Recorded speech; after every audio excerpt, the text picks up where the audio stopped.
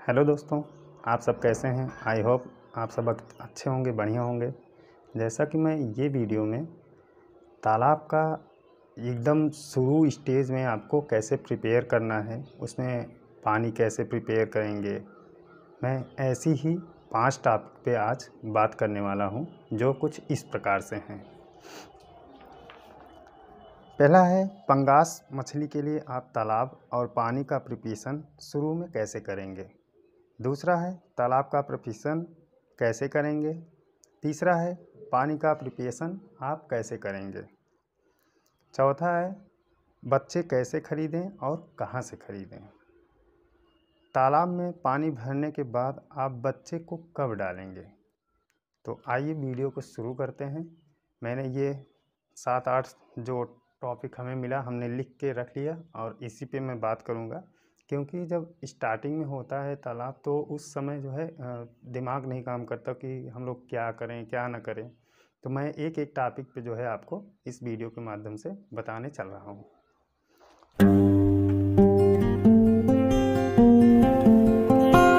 पहला टॉपिक लेते हैं, पंगास मछली के लिए आप तालाब और पानी का प्रिपरेशन शुरू में कैसे करेंगे।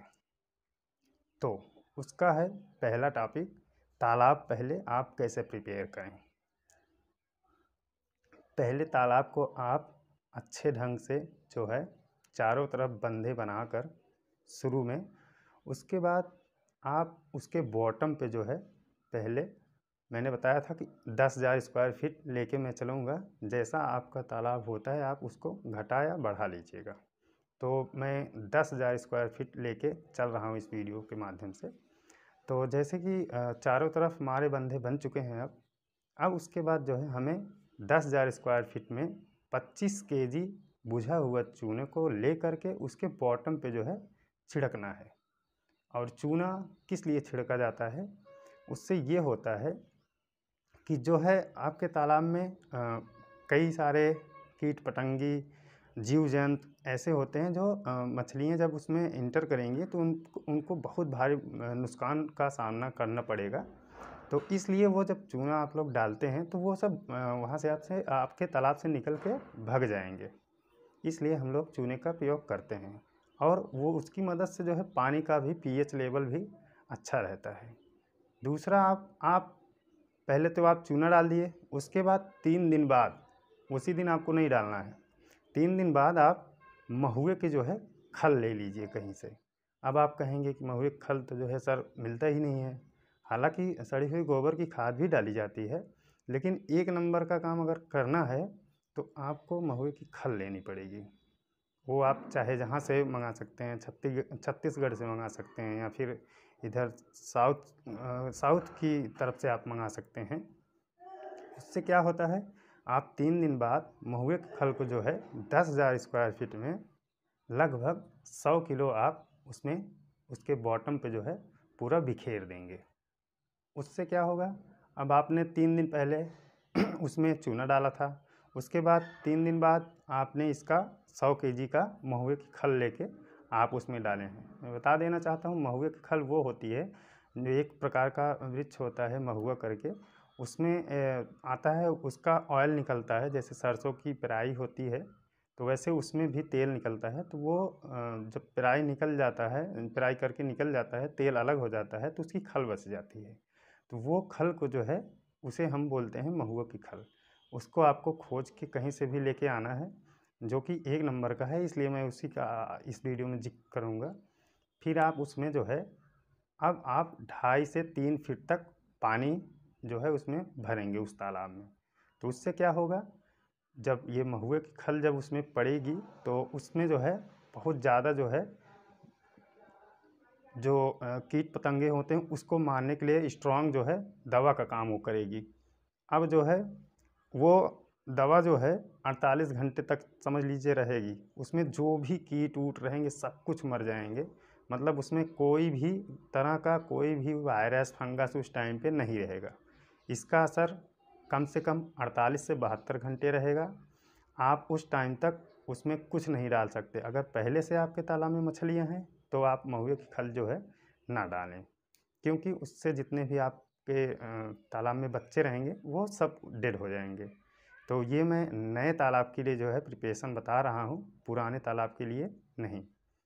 तो उसके बाद जो है आप महुए की खल जो है वैसे ही पड़ी रहने दीजिए लगभग 72 घंटे तक। पानी का लेवल जो है 2.5 से 3 फीट रखना है आपको। उसके बाद उसका जब पूरा प्रोसेस हो जाएगा तो आपको उसमें 50 केजी नमक जो है लेके, वो पिसा हुआ मत लीजिएगा, जो खड़ा वाला आता है उसको आप ले करके 50 केजी नमक जो है आप उसकी बॉटम पे बिखेर दीजिएगा। उससे ये फ़ायदा होगा। नमक किस तरह से डालेंगे, जैसे कि आपका बच्चा कल आने वाला है और आपको नमक एक दिन पहले डालना है ताकि वो तालाब में पूरी घुल जाए आपके। और नमक डालने से ये भी फ़ायदा होता है, उसकी स्किन पे जो भी कुछ रैशेज़ वगैरह या फिर कोई परजीवी कुछ भी रहेगा तो वो सही हो जाएंगे। और जब बच्चे छोटे होते हैं तो उनकी देखभाल करने की सबसे ज़्यादा ज़रूरत पड़ती है उस टाइम पे। तो मैंने ये आपको तालाब का पानी का प्रिपरेशन बता दिया है और तालाब का प्रिपरेशन दोनों एक ही में बताया है। तो इसमें मैंने बताया, एक बार फिर से दोहरा दे रहे हैं आपको, 10,000 स्क्वायर फीट में जो है आपको चूना जो है 25 केजी आपको डालना है। उसके 2 दिन बाद जो है महुए की खल जो है 100 केजी डालना है, बॉटम पे बिखेर देना है। उसके बाद जो है 10 दिन आपको छोड़ देना है वैसे ही। उसके बाद जो है 50 किलो जो है नमक ले करके जब आपका बच्चा आने से एक दिन पहले उसको डाल देना है ताकि वो तालाब के पानी में जो है घुल मिल जाए। ठीक, ये हो गया तालाब का प्रिपरेशन और पानी का प्रिपरेशन। अब आते हैं नेक्स्ट टॉपिक पे, जो है बच्चे कहाँ से ख़रीदें और कैसे ख़रीदें। तो कई लोगों को जो है हमारे पास फ़ोन भी आते हैं कि सर बच्चे को जो है लेके बहुत असमंजस है कि मतलब कहाँ से लें। तो बच्चे आप अगर नज़दीक में कोई पाला हो, जो मछली पालक हो, तो आप बच्चे कोशिश करें वहीं से लें। क्योंकि बच्चा जो है दूर से आता है, बच्चा क्योंकि दूर से आता है तो स्ट्रेस में रहता है और वो दूर से आने के नाते जो है लगभग 24 घंटे, अगर आप कलकत्ता से मंगाते हैं तो 24 घंटे लग जाते हैं इधर आने में। हम जहाँ पे हैं, मतलब हम यूपी से हैं, तो हमारा जो कैलकुलेशन है मैं वो बता रहा हूँ। अगर आप उसके नज़दीक हैं तो आप वहीं से ले लीजिएगा। तो अधिकतर बच्चे जो है आप अपनी जो लोकल एरिया में जो भी मछली पालक भाई हैं आप उनसे लीजिए, ताकि जो है, और बच्चे को जब तोला जाता है तो आप उसमें थोड़ा सा ध्यान दीजिएगा। नहीं तो जो है आपको बच्चे जैसे किसी टब में रखा है बच्चा, तो आपको बच्चा ऐसे चलनी से करके ऊपर से निकाल के और वही गिना दिया जाएगा, तो हाँ भाई देख लो ये बच्चा इतनी लाइन का है। तो आपको बच्चा इसमें लेते समय काफ़ी ध्यान देना होगा। जो आप टोकरी उसको ले रहे हैं, आपको नीचे से बॉटम से उसको ऐसे करके एक साथ में उठाना है ताकि उसमें छोटा बड़ा दोनों बच्चा आ जाए। नहीं तो क्या होता है, छोटे बच्चे हमेशा ऊपर रहते हैं और बड़े बच्चे जो है नीचे रहते हैं। तो उससे जो है आपको गिनती करने में तो वो छोटे छोटे दिखा देंगे कि लो भाई हाँ तुम्हारा इतना हो गया, और आप वो पंगास का बच्चा पीस के हिसाब से मिलता है, वो तो केजी के हिसाब से मिलता नहीं। तो उसमें जो है आप बच्चे जैसे मान लीजिए ले रहे हैं 10,000, निकलेंगे आपके यहाँ 6,000 7,000, तो उससे भी आपका घाटा हो सकता है। कृपया जब बच्चे आप लेंगे तो उससे बोलिए जो दे रहा है आपको बच्चा पूरा एक साथ ऐसे करके निकाल, नीचे बॉटम पे लगाए, जो भी टोकरी में रखा है बच्चा नीचे लगाए, एक साथ में ऐसे करके निकाल ले। तो उससे जो है, और छोटे बड़े बच्चे लगभग आधी इंची का अंतर होता है। जो भी बच्चा 2 इंच का है वही आप लीजिएगा, 1 इंच का ना लीजिएगा। 2 से 2.5-3 इंच तक बच्चे आप इसमें डालिएगा। नेक्स्ट टॉपिक पे आते हैं, तालाब में पानी भरने के बाद आप बच्चे को कब डाल सकते हैं। तो मैंने अभी तो उसको प्रिपरेशन के बारे में बताया। जो भी भाई स्किप कर दिए होंगे तो वो तो जानकारी छूट ही गई होगी मान लीजिए। अगर ये वीडियो आप लोग स्किप करके देखेंगे तो छूट जाएगा जो ओरिजिनल जानकारी है। मैंने इसको जो है पूरी अपने तालाब में सब कुछ करके तब ये वेरीफाई करके ये वीडियो बना रहा हूँ इस टाइम पे। तो जो भी भाई स्किप कर चुके होंगे तो वो तो जानकारी छूट जाएगी, लेकिन मैं फिर से आपको एक बार रिमाइंड करा देना चाहता हूँ। बच्चे को जो है पानी जब आप तालाब में भरते हैं, भरने के बाद जो है 10 दिन ऐसे ही छोड़ना पड़ता है, क्योंकि उसमें प्लैंकटन उगते हैं। जो अगर महू की खल आप डाले थे तो उस टाइम पे जब वो मैंने वीडियो में पहले बताया है कि मतलब जो कीट होते हैं आपके तालाब में, जो मछलियों को जो है हानिकारक पहुंचाते हैं, तो उस टाइम तो वो भाग जाएंगे। लेकिन वही जब उसका जहर जब ख़त्म हो जाएगा, तो उसके बाद 72 घंटे बाद जो है वो खाद का रूप ले लेता है, और उससे प्लैंकटन नंबर 1 के जमते हैं और मछलियाँ बड़े चाव से खाती हैं। तो उसके लिए जो है बच्चे को अच्छे से प्राकृतिक भोजन बना के जो है तब बच्चे को इंटर करना चाहिए। और हाँ, एक बात और, जैसे बच्चे आपके आए दूर से, जैसे किसी में आए हैं, तो आप पोटेशियम परमैंगनेट का घोल बना लीजिए और बच्चे को 2 मिनट के लिए उसमें डुबो दीजिए। उससे क्या होगा, बच्चे जैसे दूर से आ रहे हैं, दूसरे तालाब से आ रहे हैं, तो हो सकता है उसको कोई फंगल हो या फिर थोड़ा सा भी परजीवी का अटैक हो, बहुत बारीक होता है जो हमारी आँखों को वो दिखेगा नहीं। तो उससे क्या है, पोटेशियम परमैंगनेट ले करके आप उसको जो है 2 मिनट के लिए ऐसे ही छोड़ दीजिए, ताकि वो पूरा अच्छे से सैनिटाइज हो जाए, उसमें जो भी है वहीं डेड हो जाए। अब बच्चे को आप इंटर करेंगे, वो भी कब करेंगे, जितना मैंने आज बताया है।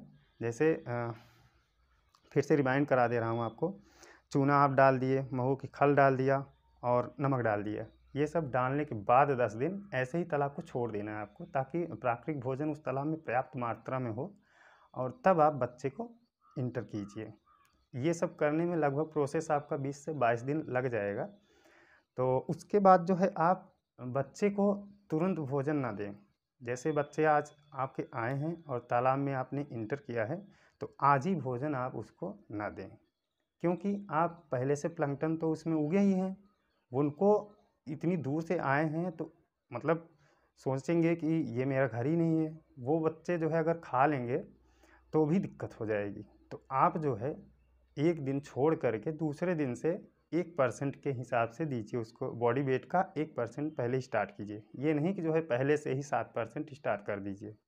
फिलहाल एफसीआर के बारे में मैं वीडियो नेक्स्ट टाइम पे बनाऊँगा, और उसके बारे में बताऊँगा कैसे जो है एफसीआर को बनाया जाता है और कैसे मेंटेन किया जाता है।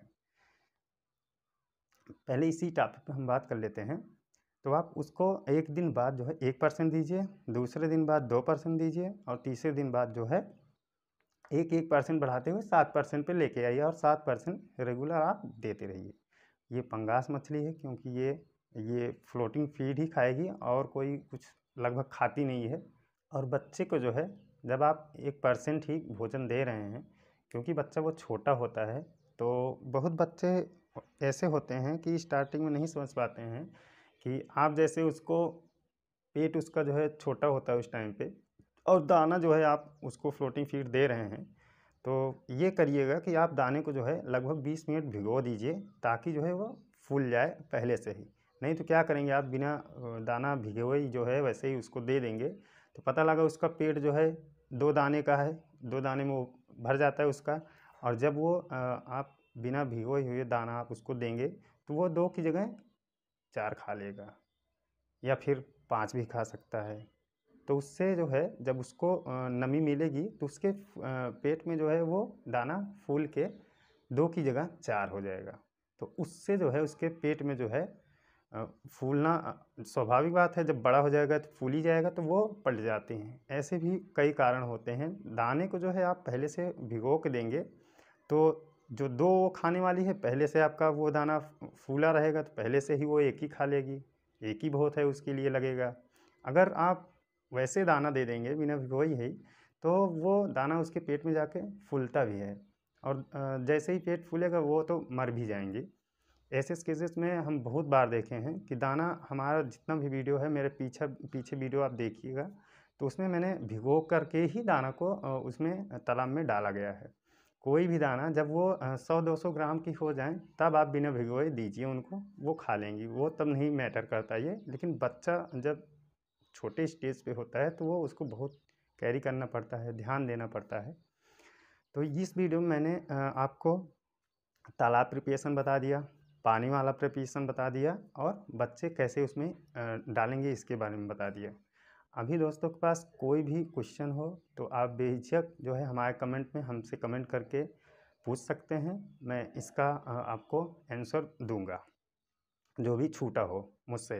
अब नेक्स्ट पार्ट में जो है इसके आगे का वीडियो मैं बनाऊंगा और आपको दिखाऊंगा। तब तक मैंने जो भी कैलकुलेशन बताया है वो 10,000 स्क्वायर फीट के हिसाब से बताया है।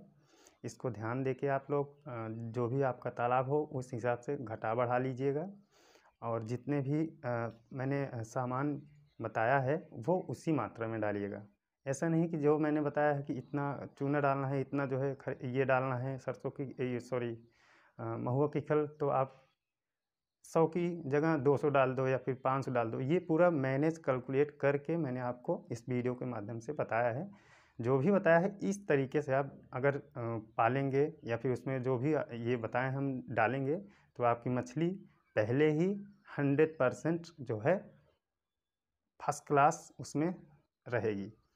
अगर इसका थोड़ा भाई कैलकुलेशन ऊपर नीचे कर दिए तो वो डैमेज हो सकता है। मैंने ये अपने तालाब में करके देखा है, तब आपको ये वीडियो में मैं बता रहा हूँ। तो प्लीज़ जो है जितना मैंने बताया है उस हिसाब से आप लोग डालिएगा। तो चलिए दोस्तों, अगले वीडियो में मैं इसके आगे की जानकारी लेके आऊँगा, और उसके बाद जो भी भाई नए आए हों प्लीज़ चैनल को सब्सक्राइब करें ऐसे ही जानकारी वाली वीडियो देखने के लिए। तो मिलते हैं अगले वीडियो में, तब तक के लिए बाय बाय।